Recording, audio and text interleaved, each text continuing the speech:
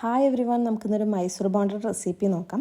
അപ്പോൾ ബോണ്ട എന്ന് പറയുമ്പോൾ ഫസ്റ്റ് തന്നെ നമ്മളെ മനസ്സിൽ വരിക ഒരു ഉരുളങ്കിഴങ്ങൊക്കെ ഫില്ലിംഗ് ആയിട്ട് വരുന്ന ബോണ്ടയായിരിക്കും. പക്ഷേ ഇത് അങ്ങനത്തെ ഒരു ബോണ്ടയേ അല്ല, എൻറ്റയർലി ഡിഫറെൻ്റ് ആണ്.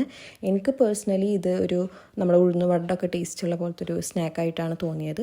അപ്പോൾ ഇതെങ്ങനെ ഉണ്ടാക്കാൻ നോക്കാം. അതിനായിട്ട് ആദ്യം 2 കപ്പ് മൈദ, അത് നന്നായിട്ട് അരിച്ചിട്ട് മാറ്റി വെക്കാം. അതിലോട്ട് 1 ടീസ്പൂൺ ബേക്കിംഗ് സോഡ, 1/2 ടീസ്പൂൺ സോൾട്ടും അതേപോലെ കുറച്ച് കായം ചേർത്തിട്ട് അതിലോട്ട് 1 കപ്പ് തൈര്, അതേപോലെ ഒരു സവാള ചെറുതാക്കി അരിഞ്ഞത്, 2 ഗ്രീൻ ചില്ലി, കുറച്ച് ജിഞ്ചർ, ഇതൊക്കെ നന്നായി ചെറുതാക്കി അരിഞ്ഞത് ചേർത്ത് കൊടുക്കാം.